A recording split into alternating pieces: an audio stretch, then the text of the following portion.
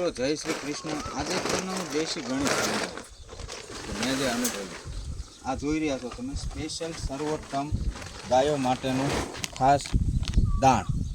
જ્યારે આની શરૂઆત થઈ ને દાણ બનાવવાની ત્યારે લગભગ હું ભૂલતો ન હોઉં તો 900 રૂપિયામાં 50 કિલોથી શરૂઆત થઈ હતી અને લગભગ એવું હતું કોઈ ખવડાવતું નહીં। ત્યારે જ્યાં જ્યાં સર્વોત્તમના ડેરીના પોઈન્ટ હતા ને તો અમુક થેલીઓ નક્કી કરેલી કે એટલી તમારે વેચવાની છે। તો 900 એથી શરૂઆત કરીને અત્યારે હું હમણાં લઈને આવ્યો છું। કારણ લગભગ હમણાં હું લાવ્યો ને આની પહેલાં ત્યારે 1100 1150 અત્યારે એક જ ઝટકે 150 રૂપિયા વધ્યા। કેટલા 150? અત્યારે 1400 રૂપિયાનું 50 કિલો ખાણ છે। એવી જ રીતે આ છે ગાય સાપ। આની શરૂઆત થઈને ત્યારે લગભગ હું ન ભૂલતો તો 900 રૂપિયાથી શરૂઆત થઈ હતી। આ 900 રૂપિયામાં 40 કિલો અને ખાણ ક્વોલિટી ફર્સ્ટ ક્લાસ આવે, એમાં કોઈ ના નહીં। પરંતુ અત્યારે 3 વર્ષમાં આના ભાવ પડતર અમે દુકાને લેવા જઈએ ને 40 કિલોના 1180 રૂપિયા છે, 30 રૂપિયા ભાડું, એટલે 1110 રૂપિયા ઘેરે પડતર થાય। તમે વિચાર કરો કે આ થેલીઓના આ ખાંડના આ દાણના ભાવ એટલા વધતા જાય ને હવે આ કોઈ દિવસ ઘટવાના જ નથી। આ એક સમજાવવા પૂરતો હું વિડીયો બનાવું, મારે કોઈનો વિરોધ નથી। 2000માં વેચે તોય ભલે અને 4000માં વેચે તોય ભલે, મારે જરૂર છે એટલે હું લાવવાનો। પરંતુ અમે ગૌપાલકો દૂધમાં ભાવ વધારીએ અથવા ઘીમાં વધારીએ ને તો લોકોને એ તરત દેખાય, ઓહો એટલા બધા ઘીના ભાવ, પણ લોકોને એ ખબર નથી કે આ લોકોના એટલા ભાવ વધતા હોય। અને એક વાત યાદ રાખજો, જે લોકોને સારું ચોખ્ખું આપવાનું છે ને એ લોકો ભાવ વધારશે, બાકી આ દુનિયામાં ભાવ મેન્ટેન કરવાવાળા છે ને એ શું કરે છે એ મને ખબર છે, તમને ખબર છે।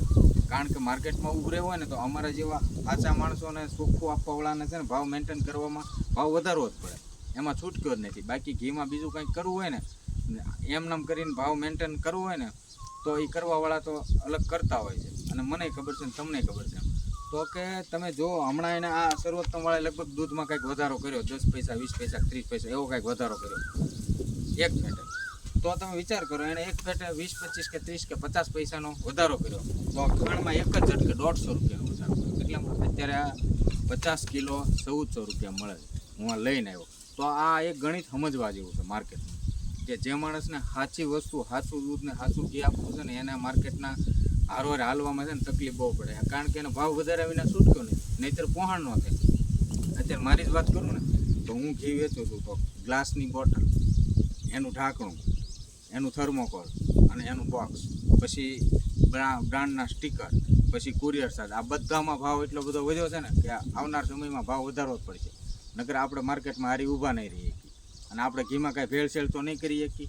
અન્ય ઘોડી જે કોઈ કરતા હોય ભાવને મેન્ટેન કરવા માટે અમુક લોકો એવું કરતા હોય કે ભાઈ આપણે થોડીક ભેળસેળ કરી નાખો ને એટલે આના ભાવ મેન્ટેન થઈને બજારમાં હાલે, પણ આપણે એ ક્યારેય કરવાનું નથી। ન હાલે તો બંધ કરી દીધું, લોકોને ખવડાવવું છે સારું અને ભાવથી જ ખવડાવવું, આપણું ઘર હાલે અને એને સારું સ્વાસ્થ્ય મળે। તો આવું બધું હોય છે મિત્રો। આ વિડીયોને તમે સાંભળજો અને સમજજો કે માર્કેટમાં આવું બધું હોય છે। જય શ્રી કૃષ્ણ, જય ગૌ માતા।